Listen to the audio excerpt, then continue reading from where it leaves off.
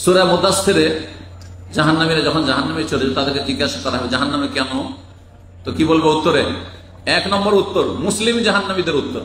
কাফের জাহান্নামীরা কি জন্য জাহান্নামে? কুফরি করার জন্য, মূর্তি পূজা করার জন্য, ইসলাম অমান্য করার জন্য, রসুলের কালিমা না মানার কারণে, কোরআনে বিশ্বাস না করার কারণে, পরকালে বিশ্বাস না করার কারণে, এভাবে তাদের জবাব হবে। কিন্তু মুসলিম জাহান্নামী এক নম্বর জবাব হবে কালু, তারা বলবে লাম নাকুম মিনাল মুসাল্লিন, আমরা মুসল্লিদের অন্তর্ভুক্ত ছিলাম না।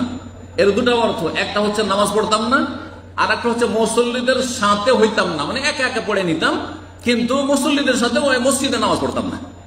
লাম নাকুম মিনাল মুসাল্লিন, মুসল্লিদের দলে শামিল ছিলাম না। মুসল্লিদের সাথে তাহলে শামিল হইতে হবে। এতে বহুমুখী ফায়দা রয়েছে। জামাতের নামাজ পড়লে আপনার গ্রামবাসী, মহল্লার লোক, পাড়ার লোকের সাথে দেখা করার জন্য রেডি হয়ে যেতে হবে না। 5 টাইমে যাচ্ছেন, এমনিতে দেখা সাক্ষাৎ হয়ে যাচ্ছে।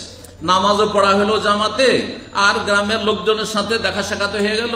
তাদের সুখ দুঃখ সম্পর্কে জানতে পারলেন, যারা অভাবে আছেন তাদের অভাব সম্পর্কে জানতে পেরে তাদের সাহায্য করবেন, আর যাদের বাড়িতে কোনো খুশি হয়েছে তাকে মোবারকবাদ সেখান থেকে মসজিদ থেকে দেওয়ার সুযোগ পেয়ে গেলেন।